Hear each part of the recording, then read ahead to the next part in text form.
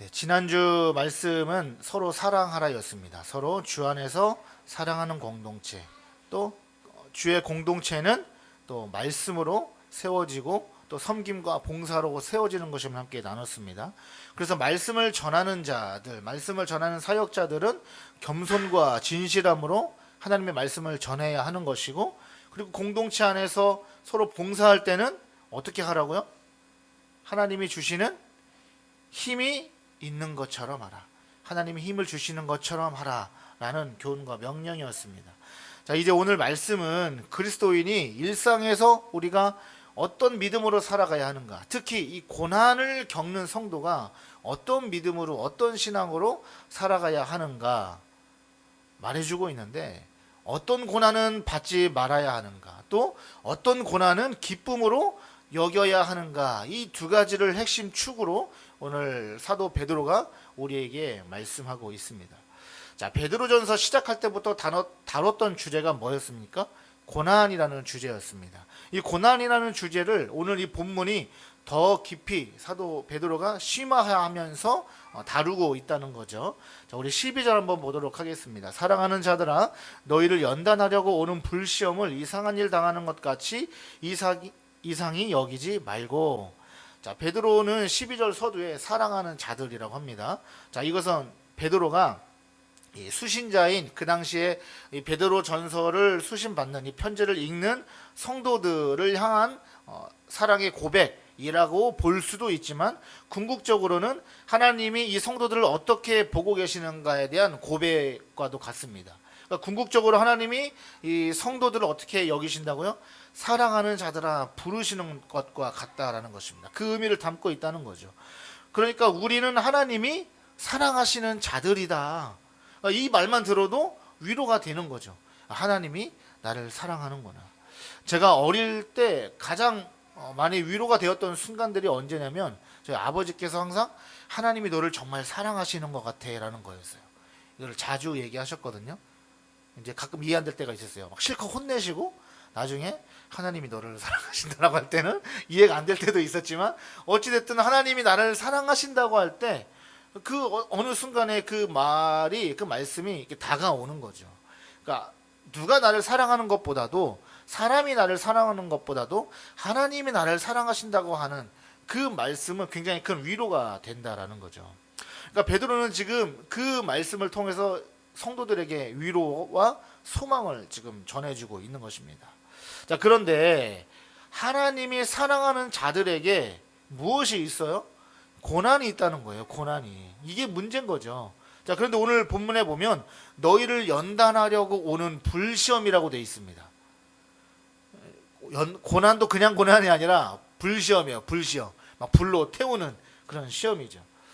자, 하나님의 사랑을 경험하는 성도들이 이 세상에서 시험을 당합니다.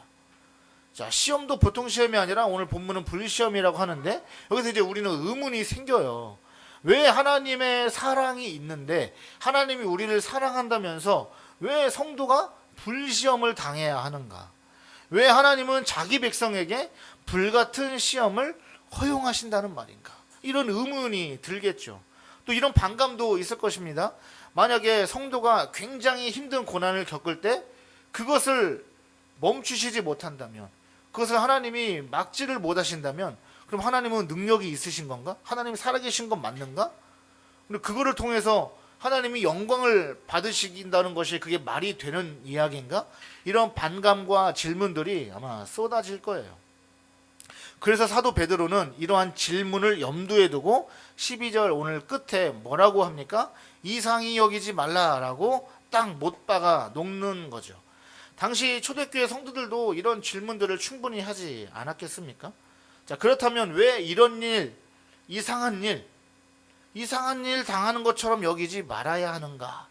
자, 불시험이라는 단어를 우리가 주목해야 되는데, 여기서 불은 어떨 때 사용하는 불로 단어가 사용되어졌냐면, 금속을 재련하는 상황에서의 불의 단어로 사용됐습니다.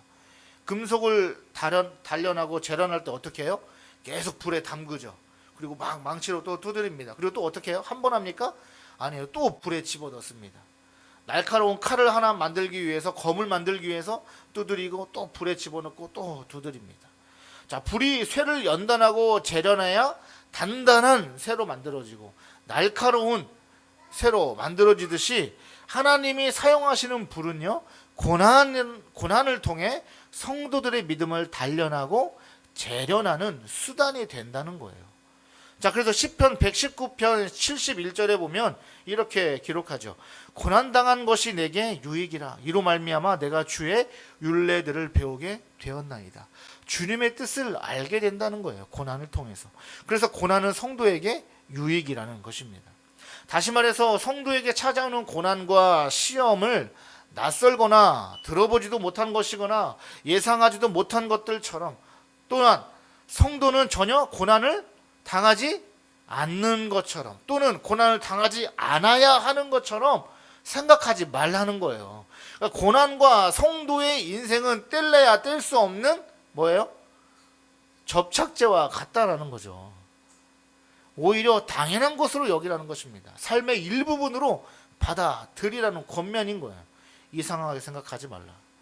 자, 그러면 어떻게 해야 되는가? 이제 13절에서 이야기해주고 있는데, 오히려 너희가 그리스도의 고난에 참여하는 것으로 즐거워하라. 이는 그의 영광을 나타내실 때에 너희로 즐거워하고 기뻐하게 하려 함이라. 자, 나를 불로 연단하시는 것 같은 그런 시험과 고난 가운데 베드로는 뭐라고 말합니까? 즐거워하라고 명령하고 있어요. 고난 중에 즐거워해야 하는 이유는요, 성도의 고난이 곧 그리스도의 고난에 뭐 하는 거래요? 참여하는 거래요. 주님의 그 십자가의 고난에 함께 참여하는 것이라고요. 그래서 이것은 억지로 즐거워하는 것이 아닙니다. 베드로는 이미 2장 21절에서 언급한 적이 있는데, 21절을 보면 이를 위하여 너희가 부르심을 받았으니 그리스도도 너희를 위하여 고난을 받으사 너희에게 본을 끼쳐 그 자취를 따라오게 하려 하셨느니라. 하나님이 우리를 부르신 목적이 있는데 그 중에 하나가 뭐예요? 물론 당연히 구원이시겠지만 무엇을 위해 부르셨다고요? 고난을 위해 부르셨대요. 그 고난을 통해서 뭘 깨달아요? 예수 그리스도의 고난을 깨닫는 거예요. 주님의 그 고난의 발자취를 우리도 함께 따라가기 위해서 우리를 부르셨다는 거예요. 자, 우리가 예수님을 믿으며 살아갈 때 예수 믿는 것 때문에 시련과 고난을 당하는 것은 그리스도의 고난에 참여하는 것이다 라고 성경은 말씀하고 있습니다. 자, 그리스도인들은 그리스도와 하나 되었기 때문에 고난을 당함으로써 그리스도께서 겪으신 뭐예요? 그 고난의 경험에 우리도 함께 들어가는 것입니다. 성도가 불시험을 당하면 당할수록 뭐 하는 거예요? 그러면 그리스도와 연합되어진다는 사실이에요. 이것을 잊지 마시기 바랍니다. 이 연합됨이라는 것은 결국 예수와 연합되었기 때문에 고난을 이기신 예수 그리스도처럼 성도들 또한 고난과 시험과 연단을 넘어 뭐합니까? 승리할 것이라는 위로의 말씀인 거예요. 결국에는 승리할 것이다. 또한 즐거워하고 기뻐해야 하는 또 다른 이유는 그의 영광을 나타내실 때에 즐거워하고 기뻐하게 하려 한다. 이렇게 말하고 있는 거죠. 이게 무슨 말이냐? 예수 그리스도께서 재림하셔서 영원한 소망을 성취하실 때 성도들이 어때요? 그때에 그리스도의 영광에 함께 참여하게 된다. 하나님의 그 영광의 기쁨을 소유하게 될 것이다 라는 말씀이죠. 자, 이것이 바로 우리가 고난 중에 기뻐해야 할 최고의 이유인 것입니다. 다시 말해서 미래에 뭐가 보장되어 있다는 거예요? 승리가 보장되어 있다는 거예요. 물론 지금은 힘들어요. 지금은 패배한 것 같아요. 지금은 자꾸 넘어지는 것 같아요. 그러나 마지막에 결국엔 승리가 확정되어 있다는 거예요. 정해져 있다는 거예요, 승리가. 그러니 기쁨이 보장되어 있는 거죠. 그래서 더욱 기뻐해라. 여러분, 국민연금을 왜 들어요? 네? 노후 보장이잖아요. 노후 보장을 위해서 들잖아요. 근데 만약에 국민연금이 내가 이거를 나중에 받아 타 먹는다는 보장이 없으면 들어요, 안 들어요? 안 듣죠. 불안하면 안 듣겠죠. 그러니까 우리가 월급에서 세금을 떼고 이렇게 내는 거잖아요. 물론 이 세상이 완전하지 않으니까 뭐 정치적, 경제적 여러 가지 리스크를 안고 있어서 때로는 정말 내가 나중에 늙었을 때는 받을 수 있을까? 이런 염려가 있을 수는 있어요. 그건 세상이니까 완벽하지 않으니까 당연히 그럴 수 있어요. 그렇지만 적어도 받습니다라고 하는 그 보장은 약속되어 있단 말이에요. 그거와 마찬가지로 고난 가운데에서도 이 기뻐하는 것도 이와 같은 맥락이라는 거예요. 그리스도인에게는 하나님이 정하신 승리가 그렇게 똑같이 보장되어 있다는 거예요. 이게 없어지는 것이 아니다라는 것입니다. 하나님이 주실 영원한 기쁨이 보장되어 있다. 이 믿음으로 살아가는 저와 여러분 되시길 주의 이름으로 축복합니다. 베드로는 그래서 성도들이 이 그리스도로 인해서 고난을 당할 때 즐거워해야 하는 이유에 대해서 또 다른 이유를 가르쳐주고 있는데 그것이 14절입니다. 14절 볼게요. 너희가 그리스도의 이름으로 치욕을 당하면 복 있는 자로다. 영광의 영 곧 하나님의 영이 너희 위에 계심이라. 자, 이 이유에 대한 말씀을 이제 14절부터 16절까지 하나로 묶어서 봐야 하는데, 자, 성도가 고난을 당하는 유형이 두 가지를 베드로가 이야기합니다. 두 가지가 있는데, 첫째는 예수 그리스도를 믿는 것 때문에 겪는 부당한 고난이죠. 두 번째는 15절의 말씀과 같이 그리스도인들이 부끄러운 일을 행함으로 겪는 고난입니다. 자, 첫 번째 고난의 유형인 예수 그리스도를 믿는 것 때문에 치욕의 고난인 경우에는 뭐 하라는 거예요? 더욱 즐거워하라는 거죠. 그 이유가 바로 거기에 복이 있기 때문이다. 어떤 복이냐? 먼저 이 복을 설명하기 전에 베드로전서가 쓰여졌을 이 초대교회 성도들이, 그 당시의 초대교회 성도들이 예수 그리스도를 믿는 것 때문에 당하는 고난이 있었어요.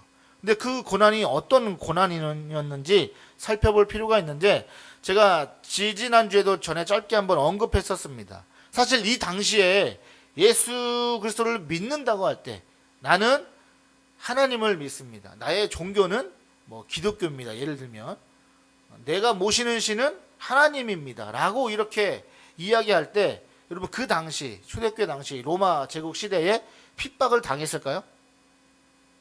이것 때문에 고난 당했을까요? 저는 예수님을 믿습니다. 라고 이야기할 때 그것 때문에 고난을 당했겠냔 말이죠. 아니에요. 그것 때문에 고난 당한 게 아니에요. 왜냐하면요, 그 당시는 어떤 시대예요? 다신교 사회예요. 어차피 이방 세계는요 다신교란 말이에요.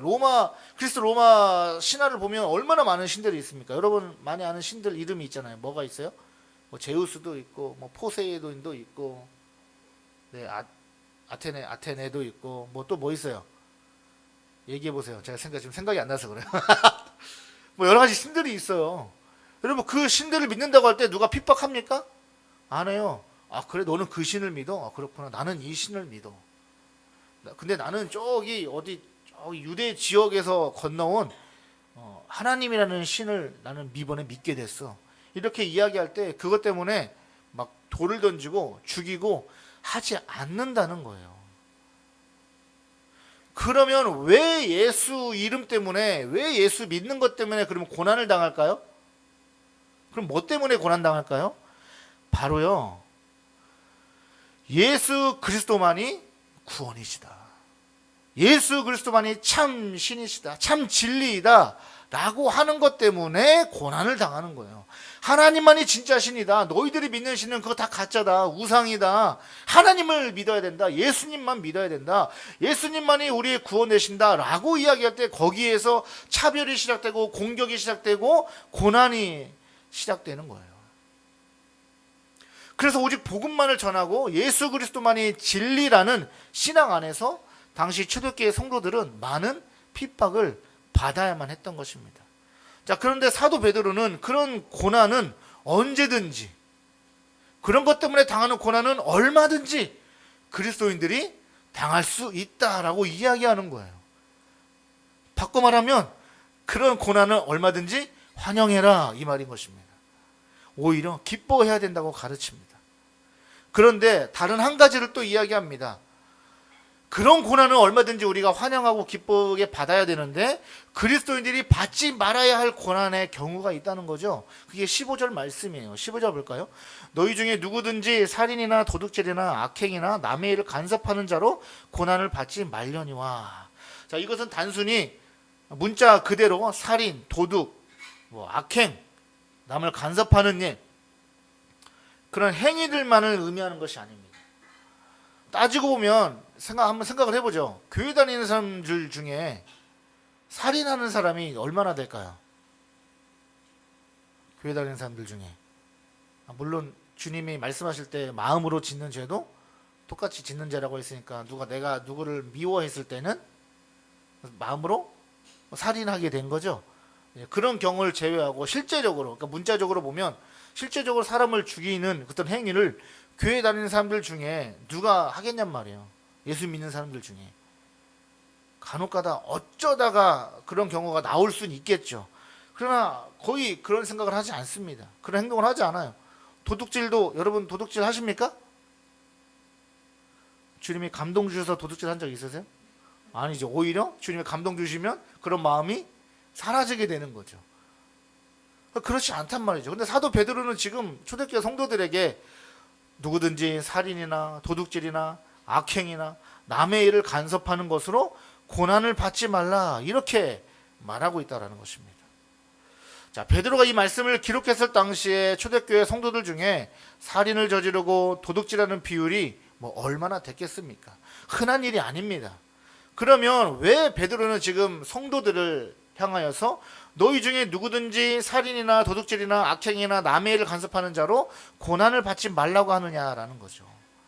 자, 베드로는 사실 그리스도인들이 이런 범죄를 저지르리라고 생각하기 때문이 아니라, 그것이, 잘 들으셔야 돼요. 그것이 그리스도인들이 그리스도들을 위해서 직면해야 할지도 모르는 그 벌, 그것으로 인해서 당하는 벌, 사형 또는 처형, 이런 일들에 처해질 수 있는 범죄이기 때문에 언급하고 있다는 거예요. 이해 안 되시죠? 다시 말하면 십자가 처형을 한번 생각해 보죠. 자, 예수님이 지신 십자가 처형은요, 살인과 같은 악행을 저지르는 자들에게 내려지는 형벌이에요. 그러니까 내가 누구 욕했다고 해서 십자가 처형 받지 않아요.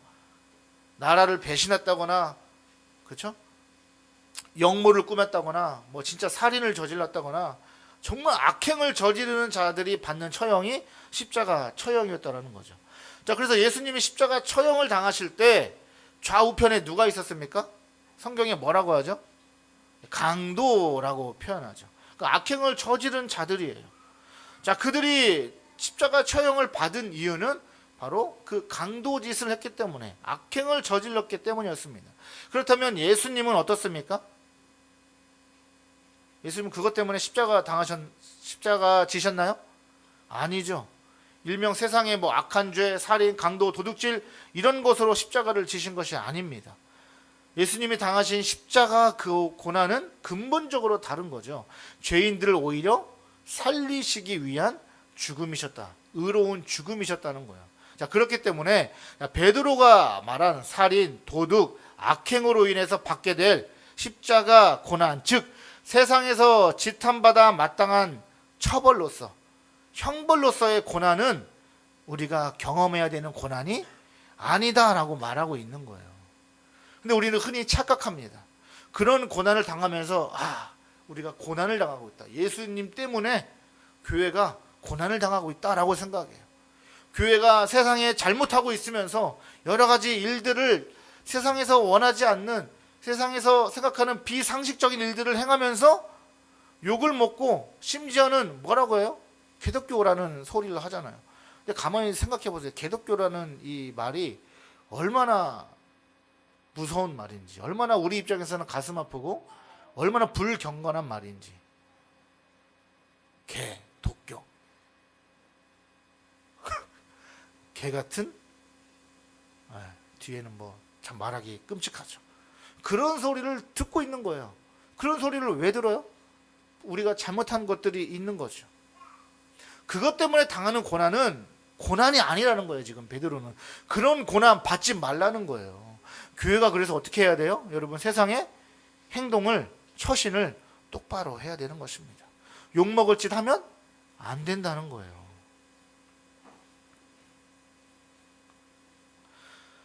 자, 복음의 정신과 반대로 사는 것으로 인해서 고난을 받지 말라. 세상에 흠 잡힐 일 없이 살라는 베드로의 명령인 거죠. 자, 그래서 베드로는 이어서 이 15절의 상황과 반대를 또 이야기하고 있는데 16절 볼까요? 자, 만일 그리스도인으로 고난을 받으면 부끄러워하지 말고 도리어 그 이름으로 하나님께 영광을 돌리라. 자, 여러분, 오직 구원은 누구에게 있습니까? 예수 그리스도께만 있습니다. 이건 절대 불변의 진리입니다. 이것이 복음이죠. 하나님만이 신이시다라고 하는 이 진리로 인해서 그리스도인들이 고난을 받게 된다면 이것이야말로 진정한 하나님께 영광이 된다는 거예요. 그래서 우리가 여러분 예수 믿어야 천국 갑니다. 전도할 때 여러분 예수님만이 구원자 되십니다라고 하면 세상 사람들이 뭐라고 합니까? 교회를 향해서 성도들을 향해서 독선적이라고 하잖아요. 왜 너네만 구원이 있다고 하냐? 왜 다른 종교 무시하냐? 왜 다른 종교는 종교로 여기지 않고 신이 없다 하느냐? 하나님만 신이다라고 하니까. 그러므로 인해서 우리가 받는 차별, 욕설, 오히려 그런 것을 어떻게 하라? 사도 베드로가 그것을 기뻐하라는 거예요. 그게 진짜 고난이라는 것입니다. 너 독선적이야. 너네만 구원이 있다고? 이런 소리를 들을지라도 심지어 생명의 위협을 받을지라도 예수 그리스도의 이름으로 받는 고난은 하나님께 영광이 된다. 여러분 결국에 이 말씀은요 하나님께 영광이 된다는 것은 마지막 때를 소망하게 하는 말씀과 같습니다. 왜냐하면 하나님의 영광은 어디를 향해 가고 있을까요? 궁극적으로 최종적으로 마지막 때를 향해 가고 있는 거예요. 그래서 베드로가 17절에서 그것을 이렇게 연결짓습니다. 17절 보겠습니다. 하나님의 집에서 심판을 시작할 때가 되었나니 만일 우리에게 먼저 하면 하나님의 복음을 순종하지 아니하는 자들의 그 마지막은 어떠하며. 자, 지난주 말씀에서도 나눴듯이 이 땅에서 고난을 마주하는 신자들이 기억해야 할 것은 마지막 심판이 가까워져 오고 있다라는 거예요. 자, 베드로는 본문에서 심판에 대한 새로운 관점을 제시하는데, 자, 이거 사실 뭐 새로운 건 아니죠. 이미 구약에서 말하고 있는 것입니다. 자, 에스겔서 9장 6절을 보겠습니다. 늙은 자와 젊은 자와 처녀와 어린이와 여자를 다 죽이되 이마에 표 있는 자에게는 가까이 하지 말라. 내 성소에서 시작할지니라 하시매 그들이 성전 앞에 있는 늙은 자들로부터 시작하더라. 우리가 그동안 말씀을 나눌 때 하나님이 마지막 때 심판하실 때 그 심판은 누구를 향하는 심판이었다고 이야기했죠? 그 심판은 누구에게 임하는 심판입니까? 불신자들. 뭐 했던 설교 또 해도 그냥 새로운 것처럼 들으실 것 같은 그런 표정인데, 불신자들에게 심판이 있다고요. 그리스도인들에게는 심판이 있어요, 없어요? 없어요. 자, 그런데 오늘 성경을 보면, 구약 성경을 보면 하나님의 집에다 성전에서 지금 심판이 시작된다라고 말하고 있습니다. 자, 말라기 3장 1절을 볼까요? 만군의 여호와가 이르노라 보라 내가 내 사자를 보내리니 그가 내 앞에서 길을 준비할 것이요 또 너희가 구하는 바 주가 갑자기 그의 성전에 임하시리니 곧 너희가 사모하는 바 언약의 사자가 임하실 것이다. 여기서 사자가 임한다는 것은 하나님의 그 심판의 사자를 말하는 거예요. 자, 기존에 우리는 하나님의 마지막 심판은 불신자들을 향하는 것이다라고 나눴었습니다. 그런데 오늘 베드로는 뭐라고 말해요? 하나님의 집에서부터 심판을 시작할 때가 있다는 거죠. 아, 갑자기 무섭죠. 두려워지죠. 그러면 나도 심판을? 하나님의 그 집은 그러면 무엇을 말할까요? 구약에서는 하나님의 집이 무엇입니까? 성전이죠. 그리고 전체적으로는 이스라엘 공동체를 가리키기도 합니다. 그런데 신약에서는 이것이 무엇으로 바뀌었죠? 이 성전이? 그렇죠. 예수 그리스도. 또 궁극적으로 무엇입니까? 제가 한 150번을 얘기한 것 같은데 교회. 네. 원래 이러시지 않아요. 오늘 좀 긴장하신 것 같아요. 네. 구약의 하나님의 성전은 뭐라고요? 신약의 교회. 그래서 건물이 교회가 아니라 무엇이 교회라고요? 내가 교회고 주의 이름으로 모인 공동체가 교회라고요. 그리고 하나님의 택함을 받은 성도들을 의미한다고 했습니다. 자, 그러므로 하나님의 집에서 심판이 시작되었다는 것은 하나님께서 누구를 심판하신다고 하는 거예요? 교회, 그리고 하나님의 백성을 심판하신다는 말씀으로 이제 우리는 들리게 되죠. 그럼 여기서 이제 의아함이 생기는 거예요. 하나님은 불신자들을 심판하신다고 했는데 하나님의 집을 심판하신다는 것이 이해가 안 되죠.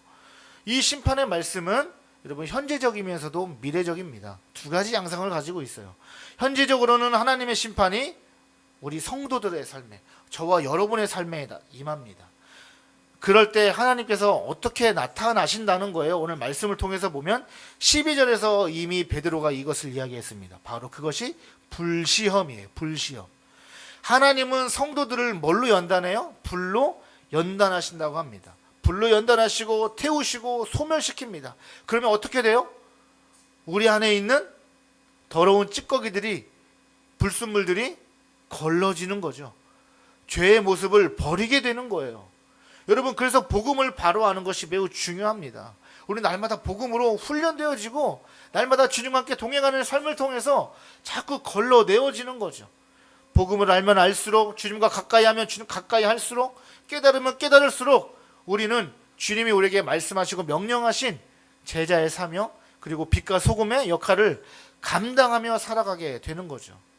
그러므로 성도가 받는 이 불시험, 고난은요, 하나님께서 나를 다루고 계시고 붙들고 계시다는 명확한 증거예요. 가끔씩 막 가슴을 치면서 왜 나에게 하나님 이런 고난을 막 이러실 때가 있잖아요. 그거는 어떤 증거냐면요, 하나님이 나를 다루고 계시는구나 라는 증거인 거예요. 그것은 심판의 무서움과 두려움이 아니라요, 하나님이 나를 구원의 소망으로 이끌고 가시는 하나님의 증거인 줄 믿습니다. 그래서 여러분, 고난을 너무 어렵게만 생각하지 마십시오. 고난을 억울하게만 생각하지 마십시오. 불시험 없고 고난 없는 인생이 복된 것이다 라고 여러분 생각하지 마세요. 그게 복이 아닙니다. 성도는요, 불시험을 당해야 합니다. 아멘이십니까? 네, 아멘이 안 나올 것 같아서 제가 아멘을 요구한 거예요. 복음 때문에 겪는 고난이 있어야 되는 거예요. 그것이 살아있는 성도의 증거인 거예요. 그래야만 우리는 죄의 노예가 되지 않고 세상의 논리에 휘어잡히지 않고 하나님 나라 백성으로 살아가게 되는 거예요. 그래야 두렵고 떨리는 마음으로 구원을 이뤄갈 수 있기 때문입니다. 또한 하나님의 집을 심판하신다라는 이 말씀은 제가 아까 미래적이라고 했죠. 미래적이라는 것은 곧 최종적인 마지막 때의 심판을 이야기합니다. 그 마지막 때의 심판으로서 어디서부터 시작돼요? 교회로부터 시작된다는 거예요. 그러면 우리 믿는 성도들 하나님이 어떻게 하신다는 얘기인가? 그런 것이 아닙니다. 이것은 교회 자체를 심판하신다는 말씀이 아니고요, 성도를 심판하신다는 말씀이 아니에요. 그러니까 예수 그리스도를 믿는 자들을 심판하신다는 말씀이 아니라, 이 심판을 당하는 사람은 복음에 순종하지 아니하는 자들을 가리키는 거예요. 그러니까 교회 안에서도 복음에 순종하지 않는 자들이 있다는 사실을 기억하시길 바랍니다. 예수님이 이미 이것을 말씀하셨어요. 마태복음 13장 30절 보면, 없죠? 네, 제가 읽을게요. 자, 둘 다 추수 때까지 함께 자라게 돌아 추수 때에 내가 추수꾼들에게 말하기를, 가라지는 먼저 거두어 불사르게 단으로 묶고 곡식은 모아 내 곶간에 넣으라 하리라. 마지막 때가 되면 주님이 가르신다는 거예요. 알곡과 가라지, 알곡과 쭉정이. 하나님의 심판이 성도들에게 임할 때는 성도들을 정화시키고 우리를 단련하는 불로 임하지만, 복음에 순종하지 않는 자들, 그러니까 교회 나온다고 해서 구원받는 게 아니에요. 예수 그리스도를 믿어야 구원을 받는 거지. 그런 불신자들에게 임할 때는 그들을 완전히 소멸하는 불로, 지옥 형벌로 임한다라는 것입니다. 그러면서 사도 베드로가 17절 하반절에 뭐라고 하냐면, 하나님의 복음을 순종하지 아니하는 자들의 그 마지막은 어떠하며 라고 이렇게 말해요. 이게 무슨 의미인지 아시겠습니까? 자, 하나님의 집에서 심판을 시작할 때가 가까웠다는 것은 공동체 내에 악행하는 자들을 정죄하려는 데 목적이 있는 것이 아니라, 오히려 고난받는 의인들에게 초점이 어디에 있어요? 우리에게 용기를 북돋아주고 힘을 내게 하고, 그 고난을 통해서 주저앉고 쓰러지는 것이 아니라 결국엔 승리가 있다, 하나님이 붙들고 계시다라고 하는 그 소망을 주는 데에 목적이 있다는 거예요. 다시 말해서 하나님께서 자기 백성들을 구원하시기 위해서 불로 연단하시고 시험하실 정도인데, 자, 이해되셨습니까? 하나님이 우리를 불로 연단하시고 시험하시고 막 불에 담갔다 빼고 담갔다 빼고, 찬물에 딱 담그잖아요. 쇠를 불에 연단했다가 딱 식히잖아요. 그때는 어때요? 아, 시원하니 좋겠죠. 근데 다시 또 불에 막 집어넣잖아요. 하나님이 믿는 자들도 일생에 살면서 그렇게 하실진데, 복음에 순종하지 않는 자들, 불신자들, 예수 그리스도를 거부하는 자들에게는 최종적인 그 심판이 과연 어느 정도겠느냐, 이 말인 거예요. 이해되셨죠? 얼마나 치명적이고 공포스러우며 그 하나님의 심판이 얼마나 두려운 것이겠느냐, 이 말을 하고 있는 거예요. 다음 18절도 이런 맥락의 말씀입니다. 불신자들에게 마지막 심판이 얼마나 무서운지를 얘기해 주는 건데, 18절 볼까요? 또 의인이 겨우 구원을 받으면 경건하지 아니한 자와 죄인은 어디에 서리요.